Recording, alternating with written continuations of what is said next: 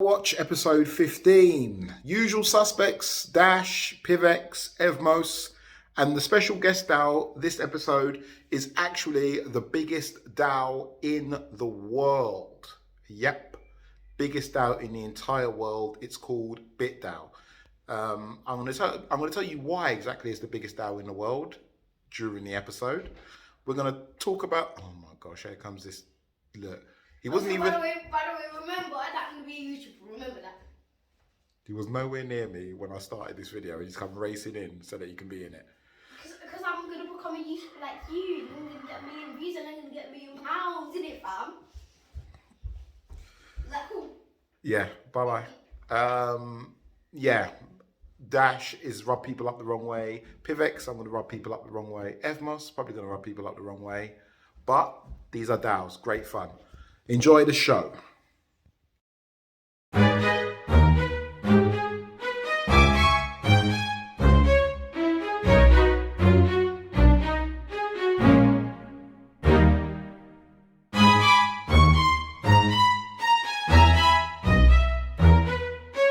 DAO Watch episode 15, and yes, today we are planning on doing one of those episodes where we ruffle some feathers. Okay, so let's get started. We're going to get started immediately with Dash, and it's a proposal which I have been avoiding for the longest time. Now, this is a proposal which is accurately titled Seeking Candidates for Upcoming DTP Election. Now, the DTP is the Dash Trust Protectors, and the election is that they want to find people who will stand on the board of the Dash Trust Protectors. The job of the Dash Trust Protectors is to keep the Dash core group, keep them honest, I guess. So the Dash core group is a US corporation, which is the absolute crux of my annoyance. The absolute crux of my annoyance. Dash Core Group is a US corporation. The Dash Trust is a legal entity that owns the intellectual property and other assets of DCG for the masternode owners. It is also our job to supervise the internal DCG working board, so to keep them honest. In the big picture, our job is to promote and protect the interests of the shareholders of the trust, the masternodes. I love that, right? So the idea is that this Dash Trust Protectors, they are, I guess, the part where the masternodes meets the real world. So we've got this Decentralized Autonomous Organization, which is the masternode owners. Then we've got the real world. Now, to be a real world entity, you need to be a trust, a company, or a person. Sometimes the line between those gets blurred, but you can't be a DAO. Like a DAO can't take someone to court, or a DAO can't own things in the real world. It can own assets on chain, but it can't own things in the real world. And that's where this Dash Trust Protectors come in. They are effectively the interface for the DAO to the rest of the real world. Now, this particular proposal, is more of an advert than it is a actual regular proposal where somebody comes through and they ask for money. In this case, they're asking for one Dash, which at the moment is valued at $40. The price of Dash is continuing to slip. So one Dash is valued at $40. I should say the price of everything is slipping at the moment.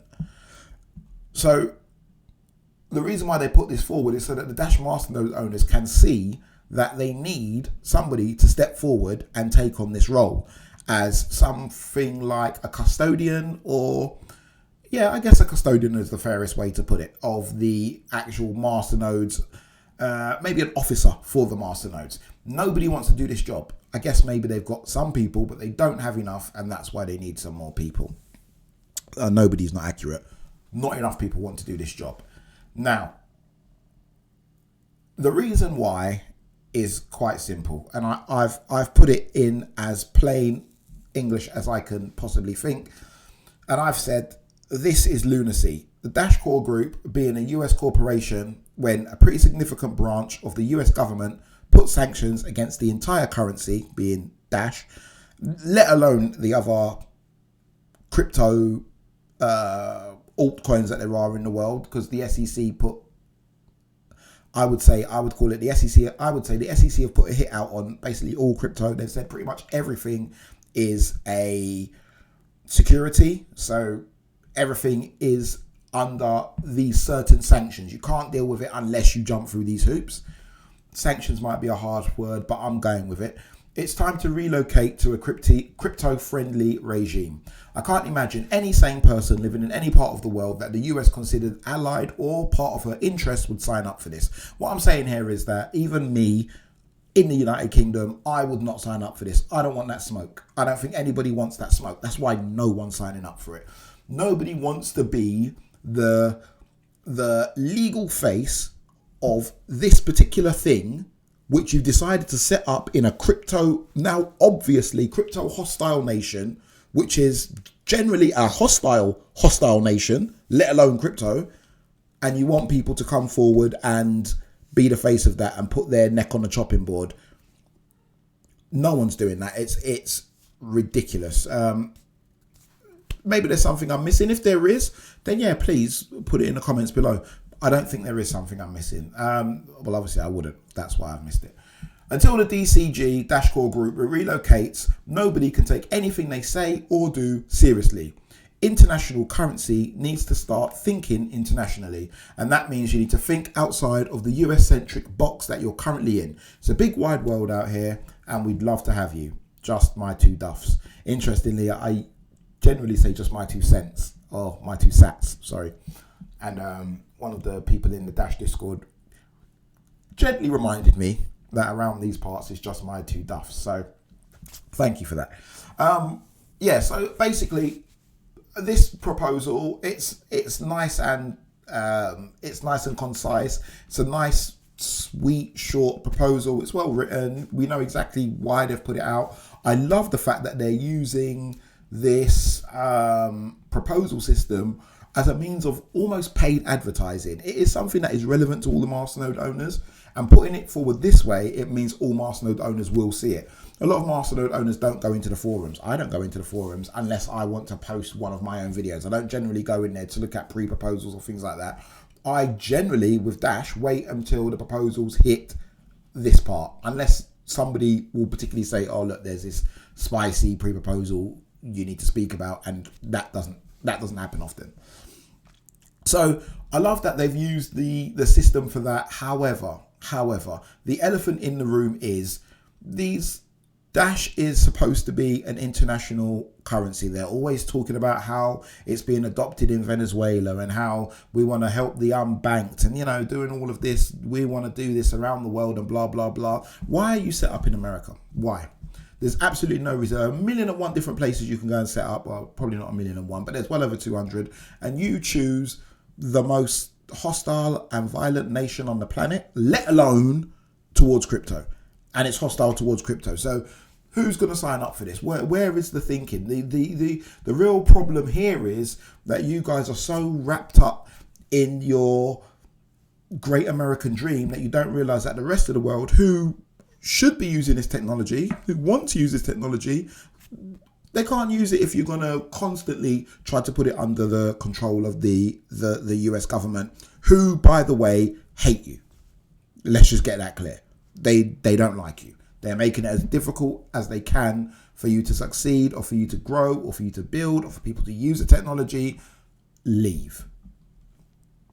I'm not going to say much more on that. I think we're off to a spicy enough rant of a start as it is. But for me, this is just lunacy. I think it's really silly, and it's really annoying that people they'll talk about the world, but they can't get out of their own backyard, even when their backyard is pitted directly against them. So how will I vote on this? I'm going to abstain, because it's not something that I want to vote no on. I don't think that a no is...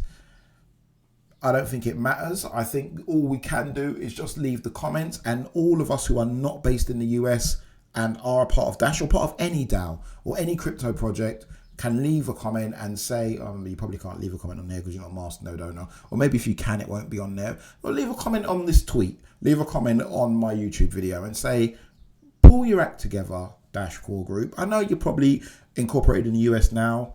Shut it down, move away, and let's go, because the price is sliding. It'd take a madman to invest in a project based in a country that hates crypto. So I'm going to abstain. I like that they've used this to advertise. I think that they really need to sort out the issue. They need to sit down and say, why aren't people applying for this role? Everybody knows Dash it's a prestigious project, regardless of the price, regardless of its place in coin market cap. OGs know about Dash. Everybody respects the masternode. Everybody respects the tech that they're building or that they've taken too long to build. People respect what's being done here. They respect the people working there, but this core group, they need to get out of their own way and they need to move and relocate. And until they do, there's no point really in advertising, although it is a good idea to advertise this particular way. So for me, I'm going to abstain because I like what they've done. I don't want to say no because I don't think it's something that really is a yes or no answer. I think they can ask in a million different ways. People aren't going to go and put their head on the chopping board for the Americans to come and chop it off. And if they do, fair play. Those people are my heroes. Those are the real martyrs. Let's move on because that one is painful. And we shall move on to one which is not currently passing. Luckily, it's Pivx. And it's my good friend, Jeffrey. Jeffrey's at it again. Jeffrey is at it again. So in this proposal, Jeffrey wants 50,000 PIV, which is around $10,000, to list Pivx on an exchange called Biconomy. Who? Biconomy. Who? $10,000. Okay.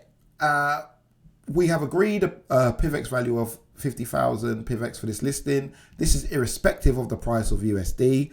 Oh, yeah. I really would like to know how long these negotiations last. I'm assuming there was a lot of alcohol involved. I'm assuming Jeffrey was having a good time. I do love you, Jeffrey, but I'm assuming you was having a good time. There was a lot of alcohol involved. They put the number out of the air and you were just like, yes, Mr. Biconomy, you got it. I'm going to ask those Pivx Masternode owners. They trust me. I'm in the inner circle. They're going to give me 10 grand to list on your exchange, which, by the way, no one's ever heard of. There is one good thing about this exchange. Let me pull it up quickly.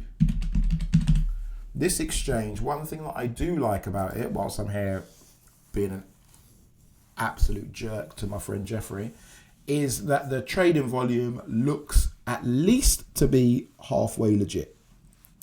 And the reason why I think that is because if we look here, the 24-hour volume for Bitcoin and the stables is massive. There's a huge drop-off between Bitcoin and I think that's BUSD. Yeah, it is. Which makes sense. Ethereum, USD, drop off. And as soon as you get into the actual altcoins, suddenly the traded volumes are much smaller. So I don't think there's that much actual wash trading going on. So I think the things that they say are true. I also think that this trust score, I don't really pay much attention to that generally. I also think that $10,000 to get listed on an exchange that I guarantee you nobody watching this video has ever heard of before. If you have, please put it in the comments below. And just because we haven't heard of them, it doesn't mean to say it's a bad exchange. It just means to say they need to grow and they probably need projects as prestigious, I'm going to say, as Pivx to help them grow. And Pivx shouldn't be paying $10,000 for the privilege. Pros and cons of the proposal. Let's go back to it so that you can have a little read whilst I'm shouting. You're getting, I'm not going to say quite a lot for our money, but there's stablecoin pair and there's a BTC pair. I like when there's both pairs. I think that is good. Promotion to Biconomy, SNS, Twitter, Medium, Reddit, YouTube, etc. Who cares? Total of 3 promotion related articles, free articles. Who cares? Message of Pivx will be released in the Biconomy global social media accounts. Who cares? Media interview, real-time AMA. A lot of these AMAs are trash. Anybody try and log into one of these AMAs? I heard one with Dash that the Desert Link done in Dash recently, an AMA. And at the end, people asked questions. And some of the people asked questions that were completely unrelated to the AMA. They'd clearly been paid a small amount to just sit on the line and wait to the end and ask a question. They just ask questions like, what do you see in the future for this project? One of them asked some question about NFTs or something like that, which had literally nothing to do with Dash. Probably this question that they always ask, and they probably generally get Ethereum projects on there. So 9 times out of 10, I should say 9 times out of 10. Often, I won't say 9 times out of 10. I might be doing them a disservice. But often these AMAs, especially when they're carried out by these professional AMA companies, often they're trash, they're garbage, they're not worth anything. Media screen banner display, main screen banner display for 5 days in Biconomy Exchange. Who cares? But I like that he got this stuff. So I'd say the negotiation probably did last at least for, I don't know, maybe 3 or 4 minutes then whilst they thrashed this out. And yeah, it's I've left a comment here, being my usual. It's lucky I'm not a part of the team now. I can really stick the boot in. And I think with players like Jeffrey, I think he takes it in good faith. I do often say with DAOs that we have to find a way to smooth out our different ways of thinking.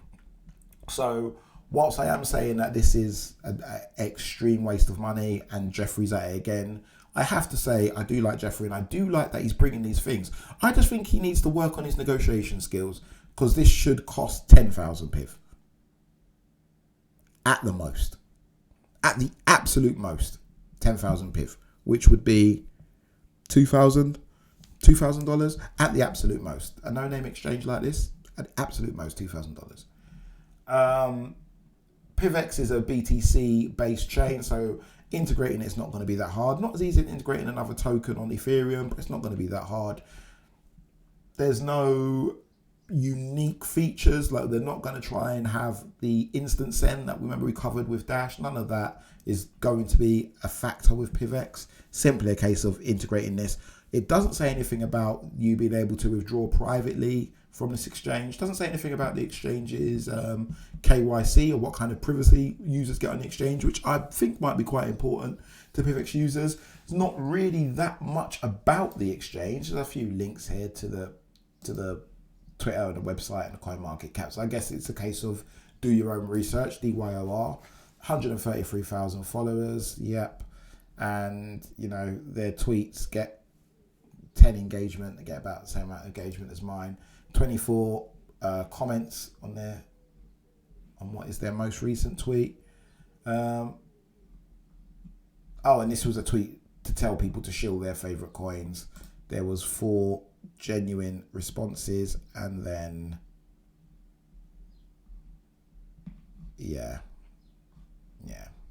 and then after that, bots from the All-In Army. The All-In Army bots when they got busy on them.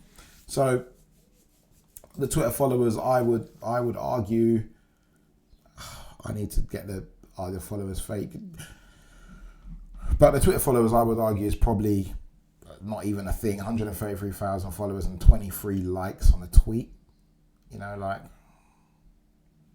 I've got 1,000 followers. My tweets get like between 5 to 10 likes. So I don't think that those followers are real. But I don't know. But who cares? Even if they are, still too much money. So those are the pros of the well, I never had like one pro. I like that there's a few pairs. I do like that much. It's integrating into another exchange, which is definitely something good, and it's good that he's bringing these exchanges. That is good. Bring more exchanges, Jeffrey. More. But stop pulling our pants down because it's too expensive. The cons of the proposal, yes, I've said it 1,000 times, far too expensive. How will I vote on this one? I'm going to vote no. I generally vote no on Jeffrey's proposals, apart from the one for him to actually be business development. I oddly vote yes on that, But then everything that he's done as business developer, I voted no on. So I don't know. I don't know what kind of a snake in the grass I am. Okay, let's move on. And let's go on to the mighty yet somewhat empty Evmos. Evmos still has this problem whereby all of the proposals are being put in by the little core DAO group. I shouldn't say the little. That sounds really patronising. I'm in a rub people up the wrong way mood today anyway, so it is what it is. Okay, so Evmos have got a nice, easily passed proposal to put more liquidity into Forge. The DAO team are doing what they do best. They are getting better and better at writing these proposals. These proposals are coming through looking like I had scribed them myself with my own two beautiful hands. The amount of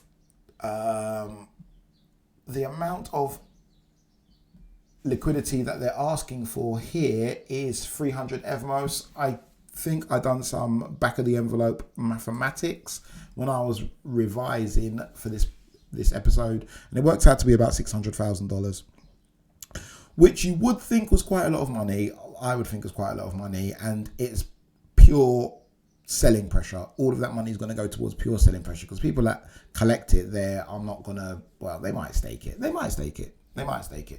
a lot of it could be selling pressure, and a lot of it you would expect it to be selling pressure. And nothing else to show for it other than it increases the usability of the Inferno, not Inferno decks, the Forge decks. I love that the incentive program has got a name, Inferno. I really like what these guys are doing here, both the DAO team and the Orbital Apes team, who have built the Forge. So the motivation, Evmos blockchain has potential to become a unique environment for DeFi in the IBC ecosystem. That's true. But it's had its fair share of roadblocks that have slowed down and limited growth. That's true. By incentivizing staked assets, they spelled incentivizing wrong. Staked assets, it's our language. The Americans come and butcher it. Such as staked Evmos, staked Atom, and RETH, which I guess is some sort of wrapped ETH. People will earn staking rewards while providing liquidity and participating in the incentive program. So I guess if you can provide staked Atom and staked ETH and get these liquidity rewards, you're in a good spot. Evmos, I would say, is a bit more risky because there's more chance of that one going down. But Atom and ETH they're pretty stable out of the three, so this might be a good thing to get in on. On top of that, highly concentrated pools can be created between the native assets and staked assets such as staked Atom and Atom, with limited impermanent loss risks, but a lot of revenue potential.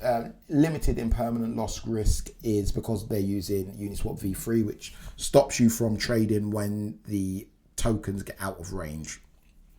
That's something for a whole different. If you don't really understand that, don't worry about it. Really, it's not that important to this proposal. Full incentive program has a duration of 84 days, divided into 4 periods of 21 days. Before each period, the incentive rewards will be liquid staked to staked Evmos and rolled out into the 21 days program. As a result of liquid staking, the Stride DAO Council committed to add 1,000 Stride a day to the incentive program. Nice, very nice. Okay, let's look at the pros and cons. Obviously, there's a link to this in the description if you want to go and read it in more detail. But it just basically breaks down how these rewards are going to be paid out. So, for me, I love that there's a concerted effort to get DeFi or to keep DeFi going. I love that they're doing all of this business development, all of this partnerships with Stride, and I love the way the DAO team really, and the whole Evmos team really got behind these Orbital Apes guys, and they really helped them to build something which has, I would say, not osmosis level potential, but not far off. Well, they really have built something good. and they're continuing to do so, and they're continuing to work together. They're a group of people who generally, when they say they're going to do something, they deliver. They deliver on time. They've delivered a well-structured proposal. The cons, I would say that this doesn't really expose Evmos to any new users. It's kind of just more of the same for the guys who are already here. I can't see many of these new rewards getting out to people. There's no plan for how they're going to tell new users about these rewards to bring in new users. It seems, I think it's only going to be something that's known in the Evmos community. There is no proposal for any kind of outreach outside of the Evmos community. That's not the Evmos DAO's job, and I don't think there is a marketing DAO or anything like that, or a marketing team within the Evmos ecosystem. There might be a few people in the core team charged with it, but there's no one with this level of transparency that's doing that. So there is no talk about how they're going to promote this big liquidity push. $600,000 and not a penny being used or considered into how the other 600,000 is going to be spent. It does feel like at this point the DAO seems to be running out of ideas. It's a bit worrying that all of the proposals seem to rotate around this DEX and this DeFi.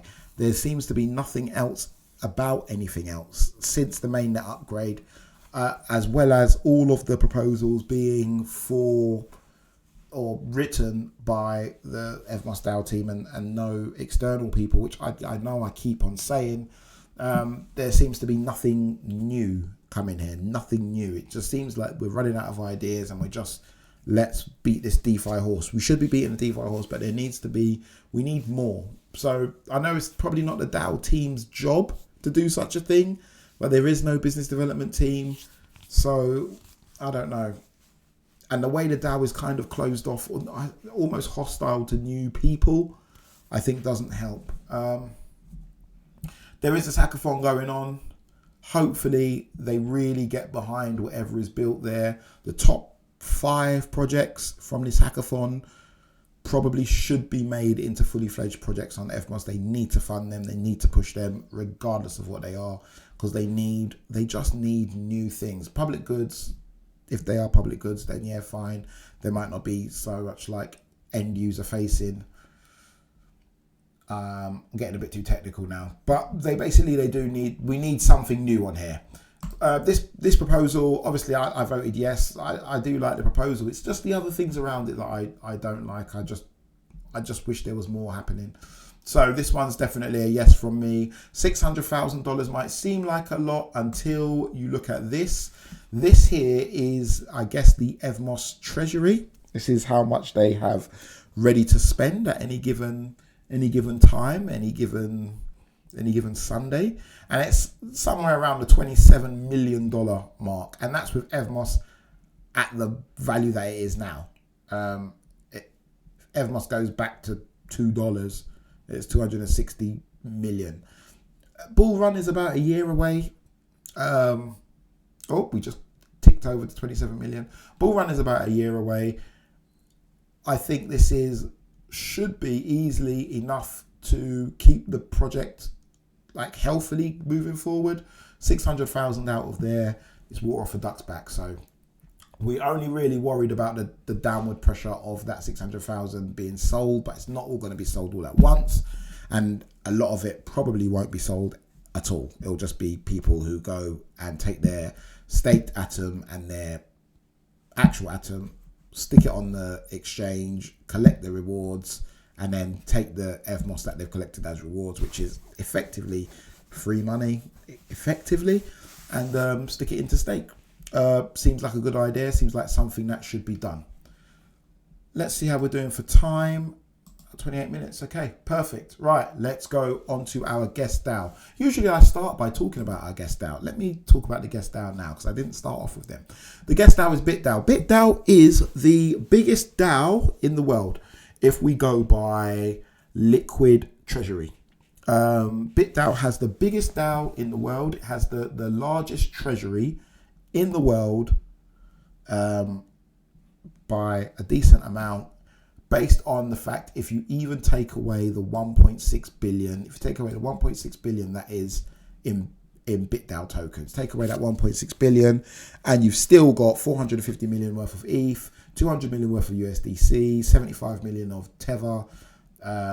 There's a lot of stuff here, right? They're huge in Pleaser DAO, they're in Apex, they've even got a big chunk of FTT, XSushi, and God knows what else. So this is a massive DAO. They're huge. I should have done them by now. There's been loads of episodes where I've wanted to do them. I dare say they don't have the biggest community in the world, but they are backed up by Bybit, which is a huge exchange. So effectively, this is like they're building their own L2 chain as well, which will be Bybit's answer to the BNB chain, which is Binance's own chain. So a lot of exchanges have their own chains. KuCoin have got their own Ethereum-based chain.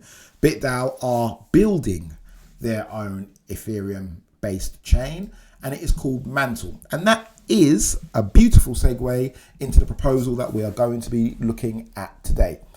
So this proposal has already passed. It passed in February, but the reason why I wanted to look at it was because I feel like this is a beautiful birthing of another network. Now, I found out about the network that they were building, not through this proposal, but actually for a hackathon, which we were planning on entering, me and a few buddies were planning on entering recently. And this budget has obviously funded that hackathon, as well as loads of other things.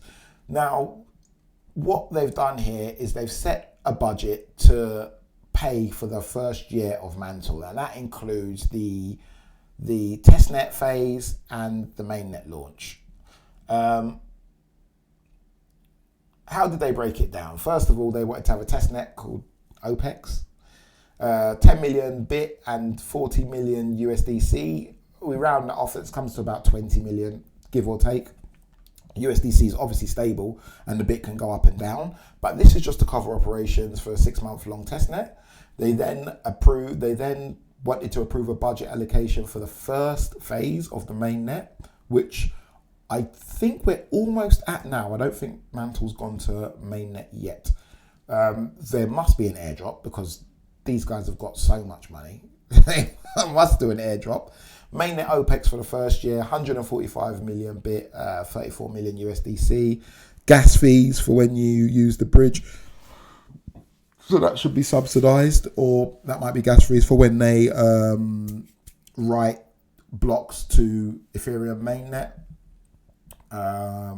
which will be transactions. This will be offset by bit transaction fees, so that will be offset by transaction fees on the Mantle network.